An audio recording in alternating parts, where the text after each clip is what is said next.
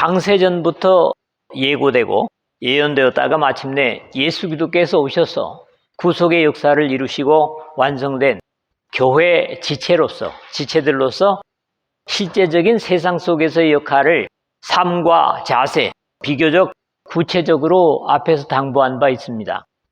이것이 현 보이는 세상에서의 역할에서뿐만 아니라 우주적이고 영적인 형편에서도 우리가 역할을 해야 된다고 하는 것이 오늘 나누게 되는 말씀의 요지입니다.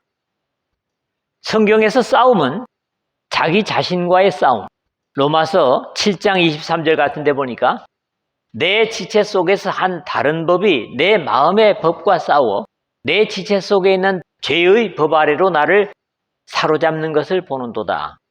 이렇게 자신과의 싸움이 있고요. 또 이단 사설과의 싸움도 유다서 같은 데 경계를 합니다. 3절 하반절이죠. 성도에게 단번에 주신 믿음의 도를 위하여 힘써 싸우라. 구체적인 사회학에 대한 투쟁 등등 피할 수 없는 싸움들이 있고 그리스도의 일꾼들을, 백성들을 군인들로 비유하는 내용들도 들어봅니다. 가령 디모데후서 2장 3절 4절 같은데 디모데를 향해서 바울이 그리스도의 군사라고 말하는 것을 보게 되죠. 이제 이 교회론이라고 하는 에베소서를 마무리하려는 가운데 믿음의 사람들이 잊지 말아야 할 영적인 병력 의무를 일깨워주는 내용을 증거하고 있습니다. 그 싸워야 될 적수가 누구인지와 그 싸움에 임하기 위한 효과적인 무장을 확인하는 내용으로 진행됩니다. 그리스도인들이라면 이 전쟁에 제외되는 군인이 없습니다. 남자도 여자도 다르지 않습니다. 그런 이유에서 병력의 의무라고 표현을 한 것이고 이 싸움은 때로는 전면전이라고 할 수 있지만은 간악한 우리의 대적들은 갑자기 곳곳에서 대항해야 할 게릴라전 양상으로 전쟁을 일으키기도 합니다. 오늘도 역시 결론을 내리지 않겠습니다. 첫 번째로는 10절, 11절의 말씀입니다. 여기서는 전투 준비를 당부합니다. 전쟁의 승패는, 전쟁에서 이기고 짐은 싸움에 임하는 군인들이 얼마나 적절한 무기와 훈련으로 준비했는가가 중요하기 때문에 이 싸움에 임하는 우리들에게 철저한 사전 준비를 당부하고 있는 내용이 첫 번째입니다. 그럼에도 이 싸움에 임하는 군사인 우리의 힘은 자신의 능력이 아니라 하늘로부터 무장됨을 가르쳐주고 있습니다. 오늘의 과제에 대한 당부도 끝으로라고 시작합니다. 이제부터는 그 위에 마지막으로 그러므로 이런 의미를 가지는 로이폰이라는 말이 쓰였습니다. 앞에서 증거한 내용들을 모두 전제로 한다는 의미와 함께 최종적으로 중요한 과제라는 의미로도 이해할 수 있습니다. 앞에서 지적한 모든 것들도 물론 중요하지만 최종적으로 꼭 필요한 것을 이르는 긴박한 호소를 의미하기도 하는 말씀입니다. 사실 그만큼 이 영적 전쟁이 실제적이고 중요한 우리 각자의 과제이기 때문입니다. 전쟁에 나가는 군인이 싸울 의욕이 없을 정도로 허약하거나 적을 대적할 힘이 없다면 그것은 해보나 마나 지는 전쟁일 것이기 때문에 두려워서 마음이 허약한 자가 있느냐? 그는 집으로 돌아갈지니 그의 형제들의 마음도 그의 마음과 같이 낙심할까 하노라. 신명기 20장 8절의 기록들도 볼 수 있습니다. 끝으로 너희가 주 안에서와 그의 힘의 능력으로 강건하여 지고 10절에 이렇게 시작하는데 영적 전쟁을 치를 수 있는 힘과 용기는 사람에게서 나오지 않기 때문에 주 안에서가 영적 전쟁의 시작에서 끝까지 가장 안전한 진지입니다. 누구든지 말씀의 약속을 따라 거듭난 사람은 어떤 악의 세력도 능히 넘볼 수 없는 예수도 안에서의 승리를 이미 보장하고 있는 겁니다. 적어도 이것은 바울을 통해서 우리에게 주시는 확신입니다. 내가 확신하노니 사망이나 생명이나 천사들이나 권세자들이나 현재일이나 장래일이나 능력이나 높음이나 기품이나 다른 어떤 피조물이라도 우리를 우리 주 그리스도 예수 안에 있는 하나님의 사랑에서 끊을 수 없으리라. 로마서 8장 38절 39절이죠. 이제 주 안에서의 전쟁을 감당할 능력을 받아 사용하는 것에 대한 확신이 그 힘의 능력으로 강건하여 지고입니다. 사람의 힘이나 능력으로는 이 싸움에서 도저히 이길 가능성이 없기 때문에 하나님께서 이 땅에 내려오셨고 누구든지 자신의 무력함을 인정하고 우리 대장 예수 그리스도의 십자가를 의지하는 자들에게는 반드시 이길 수 있는 힘과 능력을 성령으로 함께 하시는 겁니다. 특히 강건하여 지고 하는 표현이 마귀 사탄을 대항할 수 있는 충분한 힘과 능력이 위로부터 채워짐으로 전쟁을 능히 감당케 하실 것입니다. 이 낱말이 쓰여진 다른 한 곳을 보면 내게 능력 주시는 자 안에서 내가 모든 것을 할 수 있느니라 하는 빌립보서 4장 13절에 역시 같은 엔디나모가 쓰이고 있습니다. 마귀의 간계를 능히 대적하기 위하여 하나님의 전신갑주를 입으라 11절에 이어지는데 여기서부터 우리가 싸워야 할 대상을 분명히 가르쳐 줍니다. 마귀, 디아블로스라 그러죠. 중상자, 비방자, 이름에 뜻하는 바가 벌써 좋지 않습니다. 주님께서 이들의 최종적인 운명에 대해서는 이미 선언하신 바 있습니다. 또 왼쪽에 있는 자들에게 이르시되 저주를 받은 자들아 나를 떠나 마귀와 그 사자들을 위하여 예비된 영영한 불에 들어가라.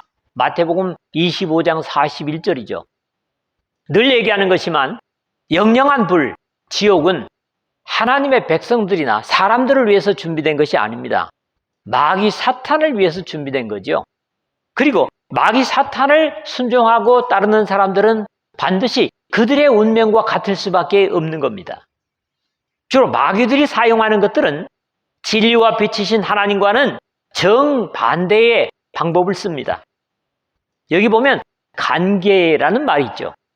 메도데이아, 음모, 교활함, 속임수 이런 말의 의미를 가집니다. 이미 앞에서도 사용된 바 있죠. 사람의 속임수와 간사한 유혹에 빠져 온갖 교훈의 풍조에 밀려 요동하지 않게 하려 함이라 하는 4장 14절 하반절이었습니다. 이런 비정상적인 편법을 사용하는 대상을 향해서 싸워야 하기 때문에 마귀의 간계를 능히 대적하기 위하여 우리가 어떻게 준비해야 하는가를 분명히 일러주고 있습니다. 하나님의 전신갑주를 입으라. 쉽게 말하면 완전 무장을 하라는 말씀입니다. 이미 마귀 사탄은 우리 주 예수 그리스도의 복음에 의해서 치명적인 손상을 입은 상태이지만 주님께서 이 역사에 다시 오시기까지는 끊임없이 편법을 쓰며 교회에 파고들어서 그리스도인들 간이나 하나님과의 사이를 이간시키려는 일을 적어도 재림 이전까지는 계속할 것이기 때문에 반드시 우리가 대비해야만 한다 이런 말씀입니다. 두 번째 말씀은 12절에서 13절 말씀입니다. 여기서는 우리의 이제 대적을 더욱 분명히 하고 있습니다. 싸움의 성격까지 규명해주고 있죠. 앞에서 이미 언급된 전신갑주, 파노플리아, 파스 하면 모든 그런 뜻이고 호플로온 하면 도구 또는 기구, 무기입니다. 그래서 모든 무기라는 말이죠. 여기서도 같이 쓰이고 있습니다. 이 영적인 전쟁에는 사람의 능력이 있는 것들을 아무리 동원한다고 해도 별 가치가 없습니다. 하나님께서 준비해 두신 영적인 도구들을 모두 동원해서 무장한다면 절대로 패할 수 없는 승리를 확신할 수 있는 전쟁입니다. 우리의 씨름은 혈과 육을 상대하는 것이 아니요 12절 상반절에 여기서는 싸움을 다시 씨름으로 묘사하고 있습니다. 팔레, 팔로 하면 흔들다 그런 뜻인데 씨름이란 힘과 기술을 다 동원하는 것으로 세계적으로는 이걸 레슬링이라고 표현을 쓰고 있습니다. 일본에서는 씨름이 뭐예요? 스모. 우리나라도 민속 씨름이 있는 것처럼 각 나라마다 성격과 모양은 약간 다르지만 과거에서부터 현재까지 올림픽 주종목이 되어 있는 것입니다.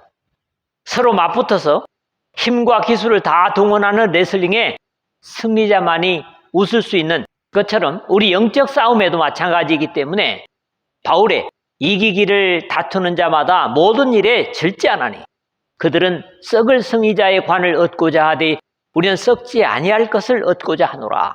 고린도전서 9장 25절에 모든 것에 절제하면서 사라지지 않을 영원한 영광을 위해서 힘을 다할 것을 격려하고 있습니다. 그러나 혈과 육을 상대하는 것이 아니요 라는 피를 흘리고 육신으로 싸우는 싸움은 아닌 것을 경계합니다. 이미 싸움을 위한 피는 우리의 절대 사령관이신 예수 그리스도께서 십자가에서 충분히 흘리셨으므로 그 의를 힘입고 싸운다면 절대로 패배할 수 없는 완전한 이김이 보장된 싸움입니다. 우리의 대적해야 할 대상을 통치자들과 권세들과 이 어둠의 세상 주관자들과 하늘에 있는 악의 영들을 상대함이라 표현하는데 우리가 대적해야 할 적수들을 적어도 4가지로 거론합니다. 이거 역시 표면적으로 나타나는 세상의 통치력을 의미하는 것이 아닙니다. 통치자들과 권세들의 좀 더 구체적인 표현은 3장 10절에 이미 봤죠. 이는 이제 교회로 말미암아 하늘에서 있는 통치자들과 권세들에게 하나님의 각종 지혜를 알게 하려 하심이니 그렇게 돼 있고 같은 옥중서신인 골로새서 2장 15절이나 빌립보서 2장 10절에도 보는 것처럼 모두 마귀를 추종하는 어둠의 세력들을 의미합니다. 이 어둠의 세상 주관자들과 하늘에 있는 악의 영들을 상대함이라 세상 주관자들이라고 볼 때 이 역사 속에 권력을 잡은 자들로 오해할 수 있지만 이 세상에 벌어지는 불의를 조장하는 이 어둠의 라는 표현이 수식을 하고 있어서 바로 영계의 악한 세력을 말하는 겁니다. 이 세상 풍조를 따르고 공중의 권세 잡은 자를 따랐으니 곧 지금 불순종의 아들들 가운데서 역사하는 영이라 앞에 2장 2절에서 이미 밝힌 바 있습니다. 하늘에 있는 악의 영들을 상대함이라는 표현이 이러한 이해를 좀 더 분명하게 해줍니다. 유대인들의 하늘에 대한 이해를 보면 좀 독특합니다. 첫째 하늘은 새들이 날고 구름이 끼고 일기를 좌우하는 하늘이라면 둘째 하늘은 바로 악의 영들이 지배하면서 이 첫째 하늘에 영향력을 끼친다고 생각을 하는 것이고 셋째 하늘은 거룩하신 하나님의 천국으로 생각을 합니다. 고린도후서 12장에 보면 바울이 셋째 하늘에 올라간 자를 얘기를 하지요. 결국 하늘에 있는 악의 영들이란 앞의 2장 2절에 공중의 권세 잡은 자와 같은 존재들을 표현하는 겁니다.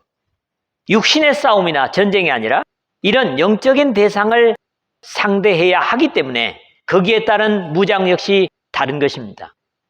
앞에서 마귀의 간계를 능히 대적하기 위하여 하나님의 전신갑주를 입으라 11절에 했다면 여기서는 그러므로 하나님의 전신갑주를 취하라. 이는 악한 날에 너희가 능히 대적하고 모든 일을 행한 후에 서기 위함이라 13절에 좀 더 결과적인 이유들을 증거하고 있습니다. 중요한 것은 두 곳 모두 하나님의 전신갑주로 무장하는 것은 다르지 않습니다. 또 이렇게 말할 때는 하나님께서 우리를 위하여 이미 전신갑주를 준비해 두셨음을 전제로 하죠. 모든 영적인 전쟁에서 패하지 않을 전신갑주를 완벽하게 하나님은 준비해 두셨으므로 이것을 사용하기만 하면 반드시 이기게 되어 있음을 확신합니다. 다른 쪽에서 이 말씀의 이해는 하나님의 전신갑주를 취하라는 이유를 지적하는 것으로도 볼 수 있는데 그것이 첫째는 악한 날에 너희가 능히 대적하고 즉 영적 싸움에서 적들을 물리치기 위한 것이 첫째이지만은 모든 일을 행한 후에 서기 위함이라는 목적도 가지고 있음을 봅니다. 여기 악한 날은 어떤 특정한 날을 지칭하는 것이기보다는 마귀 사탄의 유혹이나 속임수를 받는 날로 이해할 수 있습니다. 사실 모든 날은 선한 날도 될 수 있고 악한 날도 될 수 있습니다. 즉 그날을 무엇을 위해 누가 사용하는가의 차이로 이해하는 것이죠.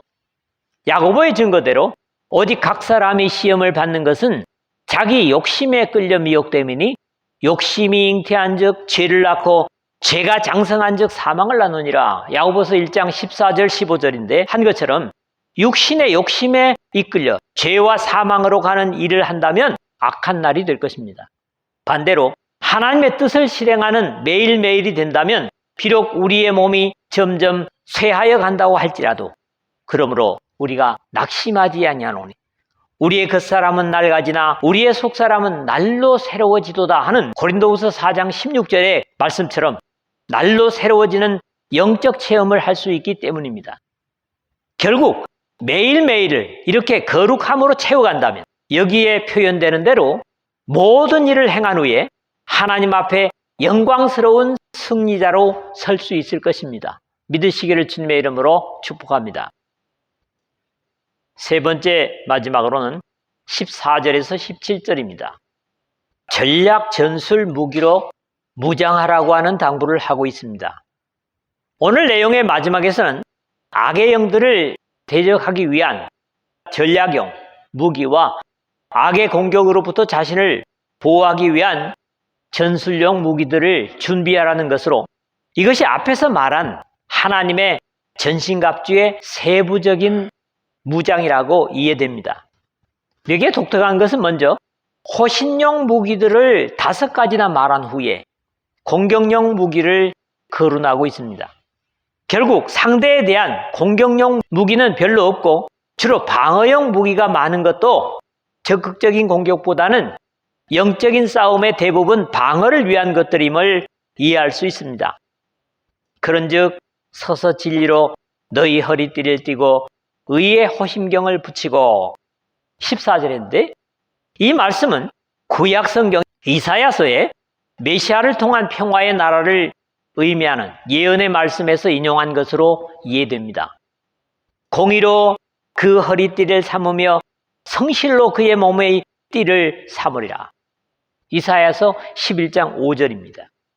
다른 한 군데는 인류 구원이 사람으로는 불가능하기 때문에 이 땅에 오실 메시아에 대한 묘사로 공의의 갑옷으로 삼으시며 하는 같은 이사야서 59장 17절 첫 부분의 말씀입니다. 심지어 의아해한 게 뭐냐 하니까 허리띠라는 것을 어쩌면 무기라고 하기에는 지나친 감이 있기도 합니다. 이스라엘 사람들의 겉옷은 넓은 보자기와 같아서 몸에 걸치고 띠로 묶게 되는데 밤에는 이것을 덮고 자기도 하는 것으로 나타납니다. 너가 만일 이웃의 옷을 전당 잡거든 해가 지기 전에 그에게 돌려보내라. 그것이 유일한 옷이라. 그것이 그의 알몸을 가릴 옷인즉 그가 무엇을 덮고 자겠느냐. 출애굽기 22장 26절 27절입니다. 그런 형태이기 때문에 너희는 너희가 입는 겉옷의 내 귀에 술을 만들지니라. 신명기서 22장 12절의 표현도 가능할 것입니다. 진리로 너희 허리띠를 띠고 라는 표현은 흐트러진 매무새를 잘 정돈해서 그런 것들이 활동하는데 걸리거나 방해되지 않게 하라는 것이라면 우리의 삶에서 혼란케 하고 믿음에 장애되는 요소들을 잘 정리하라는 의미로 이해됩니다. 특히 진리로라는 도구로 허리띠를 띠고 라는 것은 앞의 마귀 사탄이 간교한 술책이나 거짓으로 우리를 넘어뜨리려고 하는 것들에 대한 확실한 방어가 될 것이므로 어떠한 간교한 술책에도 진리의 빛 아래서는 거짓은 발각되고 말 것이기 때문입니다. 의의 호심경을 붙이고 여기 의는 우리가 흔히 신앙 속에서 얘기하는 디카이오시네입니다. 물론 우리의 절대적인 의이신 예수 그리스도를 입혀주신 것을 의미하는 것이 바탕이지만 그것이 결국 우리의 삶에서도 도덕적으로 올바르고 선한 평판을 들을 수 있는 것을 의미합니다.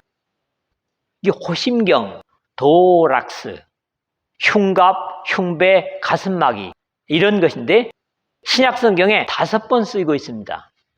여기 한 번, 그리고 데살로니가전서 5장 8절, 요한계시록 9장 9절에 2번, 17절에 한번 이렇게 쓰이고 있습니다.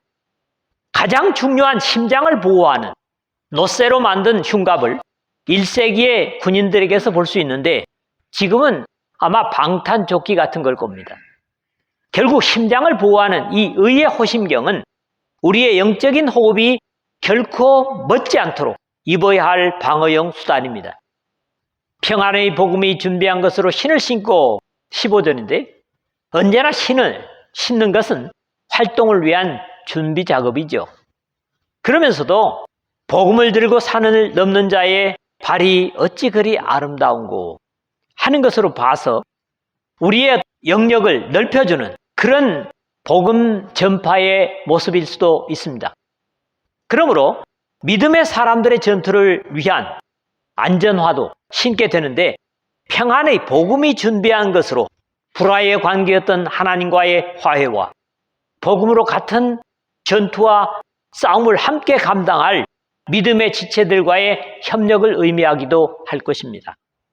모든 것 위에 믿음의 방패를 가지고 이로써 능히 악한 자의 모든 불화살을 소멸하고 16절인데 믿음은 하나님의 사랑과 구원에 대한 그리스도의 복음을 통한 확신이지만 우리를 밤낮 참소하는 마귀들의 공격을 무력화시키는 귀중한 우리의 방어 수단입니다. 그게 믿음이라는 거죠. 마귀 사탄은 욥처럼 하나님께 주님의 백성들을 고발하는 것도 일반적입니다. 두 번씩이죠. 1장 9절에서 11절, 2장 4절에서 5절인데 하나님의 자녀가 된 우리 천국 백성들에게도 끊임없이 낙심시키는 낙담을 주어서 부추김을 계속합니다. 너는 안 돼. 너는 절대로 안 돼. 너는 절대로 천국에 들어가지 못할 거야. 이런 악담을 물리칠 수 있는 우리의 무기가 바로 믿음입니다. 너는 절대로 천국에 들어가지 못할 거야 라는 마귀의 간사한 부추김이 있을 때마다 그래, 나로서는 도저히 불가능한 것 같아. 그러나 내가 불가능하기 때문에 하나님의 아들이 내가 받을 형벌을 이미 대신 받았지. 그래서 나는 죄를 용서받고 하나님의 백성이 된 거야. 이 하나님의 약속은 이 세상이 사라져도 바뀔 수 없는 언약이기 때문에 나는 변함없이 하나님의 자녀로 살 수 있는 거야. 이렇게 참소하는 마귀를 향해 믿음으로 선언할 수 있는 겁니다. 이것은 앞에서 지적한 모든 것들보다 위에 둬야 할 것이고 항상 확인해야 할 우리 자신의 정체성입니다.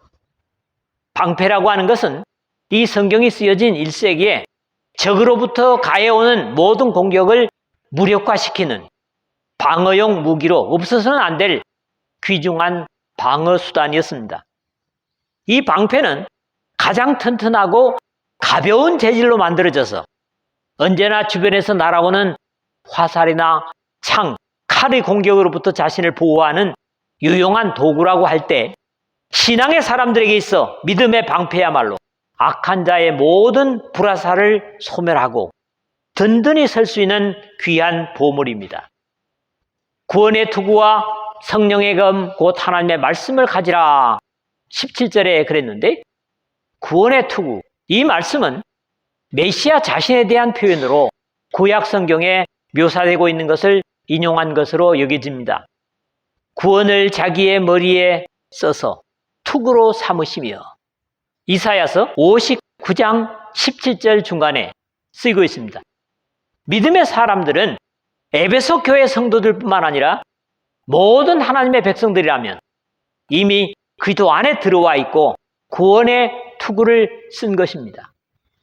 너희는 그 은혜에 의하여 믿음으로 말미암아 구원을 받았으니 이것은 너희에게서 난 것이 아니요 하나님의 선물이라 앞에서 2장 8절에서 우리가 확인한 바 있습니다.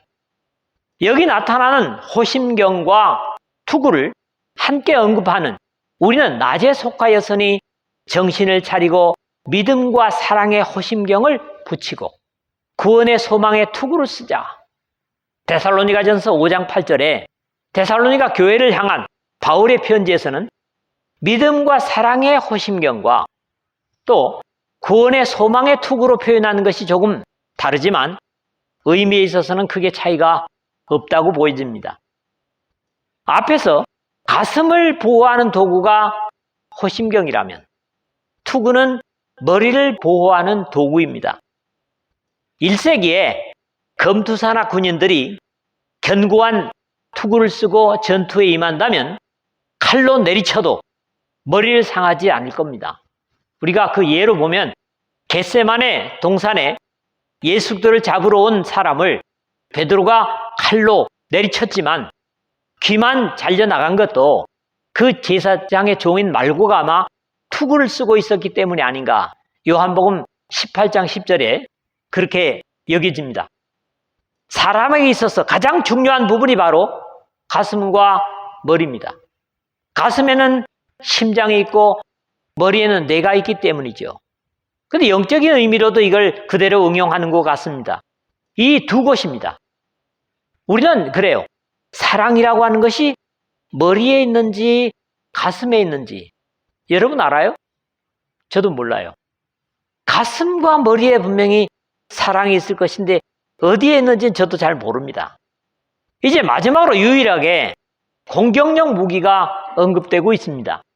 성령의 검 곧 하나님의 말씀을 가지라 17절 하반절인데 화약 무기가 등장하기 전에 가장 일반적인 무기가 검, 곧 칼이었고 군인들은 창이 아니면 칼을 가지고 가까이에 있는 적을 공격할 수 있었습니다. 다만 여기 사용된 말씀, 성령의 검 곧 하나님의 말씀을 가지라 할 때 이 말씀이 예수 그리스도의 별명인 로고스가 아닌 레마, 말하여진 개인적으로 그런 것이고 함축적으로는 선언 그런 말입니다. 레마가 쓰여지고 있어서 복음을 이해하고 변증하는 것으로 이해할 수 있습니다.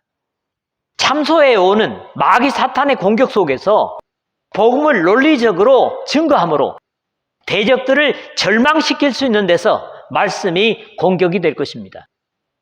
이런 입장에서, 이런 이유에서 믿음의 사람들은 말씀의 칼을 잘 갈고 다듬어서 언제나 필요할 때 마귀 사탄을 공격할 수 있어야 할 것입니다. 그래서 말씀을 가까이 하라, 말씀을 사모하라 하는 당부를 하는 거지요.